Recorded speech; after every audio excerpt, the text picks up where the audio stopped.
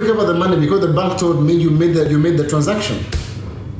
Balaga transaction ilikuwa ezo sente zagenda. Yeah, so milioni 8 ne kitundu. Abaina accounts mkwesanga mobile banking. Be careful when you're on public Wi-Fi. Anything can happen. Ojakabira mu mall tebaja kuwa katamba. Nakati nabana batalisogamba point noted ba sweet. Derick relationship wesobola okuwangala. Kwa store banga stitches video Derick ngampaka nyo nayo mbasikiriziganyize. No labana ndesiko comment mbanzikiriziganyiza nayo. Exactly. Banda.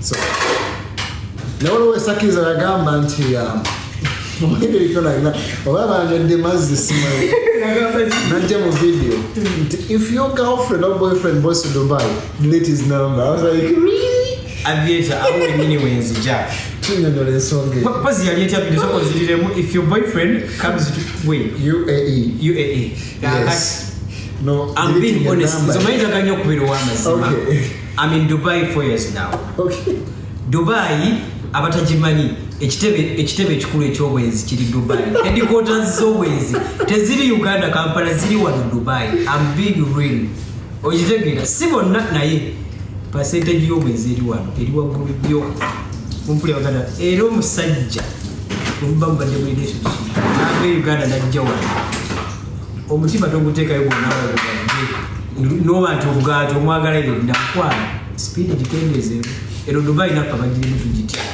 I'm being real. Ero Dubai nafa bagirimu tugitya muganda. Why are you talking like this? I'm being real. Kumulira. What do you think?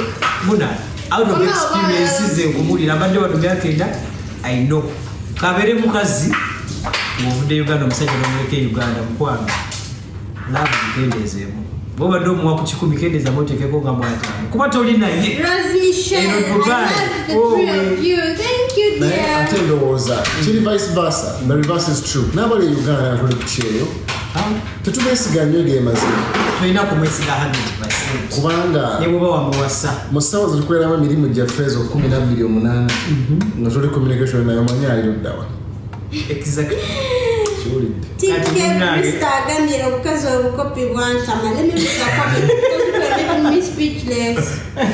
Obukazi obukopi bwakutaba. Oli mutuufu ziraga omukazi atata singa tolina kyogamba. Omubuuziza gwe munakuwa. Ekibuuzo ekyo kiddamu. Munnange nze ne muna tukola wamu kati. Tukolera wamu. And we are getting a lot from media. Kinyizo bagamba. Ero mutenda ali ku media sawe oli ku TikTok. Nga togifunamu ng'okola bukozi bwa kuba kirere na kuvuma bantu. Application signing out account deleting. By the way, njagala okwebaza abantu aba respecting accounts zaffe ne mutaloba video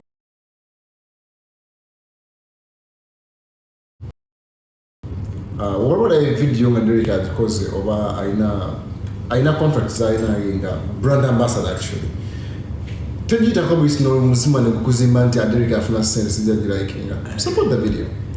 Where is often by the way? Exactly. At the end of the day, fena tulibana Uganda. Oli agamideli tayageze filimi wamu ne muna. Of course, tukola bifaanagana. Tibaita love, tata ndikukufaanagana. Ate by the way, asimanyi abantu hate bajija wenyingi bwetu. Whatever muna ne Derick nga wakoze video gyotayagala. You can scroll up. It's easy. Scroll up. Jita or blocking muna ne Derick. Best on your way. Naye otodawo simanyanga kanipoti account zaabwe. Tujja creating endala. Ate ziduke speed. Ziddemu zikule. Saba account wenduka. Account yange speed edukira ko nange njitya. Fast. Yaba ndena gamba linda kodini kabyali. What's a person that 100 plus? No, actually, that's what I'm shadow ban. Nafuna shadow ban like 3 weeks I think. Then number emailing because I have the emails. Number emailing and then number rubane ku Instagram ne ku Twitter. Number where is a message. Naga account yange ni shadow ban. Shadow ban nami manchiri it is real. After like 3 days ngamazoba where is the emails ne messages. Nagino kulaga. Boom. Following the ringa. Natuka nembanga on a daily I get 10,000 followers in a day. 10,000, 12,000, oh my god, this is real. Shadow banning, but I was publishing, we know we shadow banning account. By the way, Derick, are you in love with Muna? Question is one. Yes. mwagala tukole ki ekiyinza okubakakasa. By the way, mbaddeko wano ndabaka test k'olubuto akalinko bulayini 2. Anytime muna ayinza okubayira akasanze wali eri. Okay, which is very okay. Gatuzalire eggwanga. Temwewuunya laba nga muna asansoli obuyembe. Kyagambidde kulayini.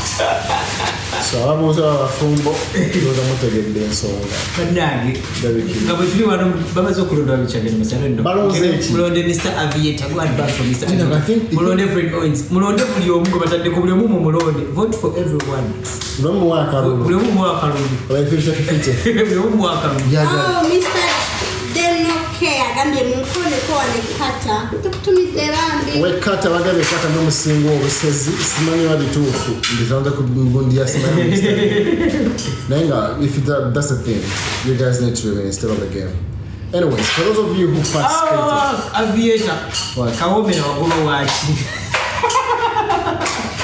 What a question. Aviator Kawomera wagoba waki. By the way, I was about to ask you what did I think I've seen her comment right there. Fred Owens, we has an invite. Fred Owens.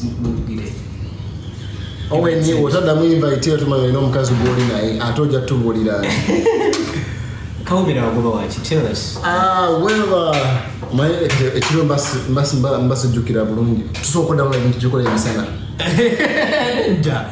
Tetulina budde bulala, please tell us. Ndako omukazi ayinza okuba ngamba baby where are you? Kawomera wagoba. Omukolooza. Aviator you won. Another you won. Oh my God, my woman is. Fred Owens is there coming. Fred Owens. What? We Fred said take a camera mzee twagala. Mulevi naye. Nine mama w'abaana. Okay, Fred Owens. Yeah. Camera now. Nena kubuza omulundi gumu ani mama w'abaana.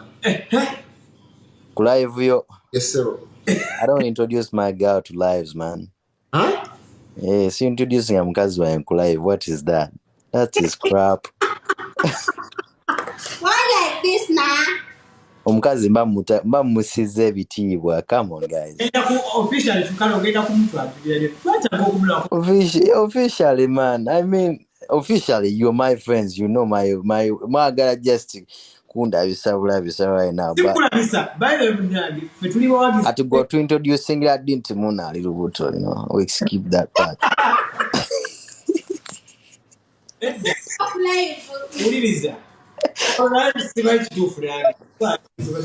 Tolaba toyeza kuvaayo nomala gawa bintu ebityo. But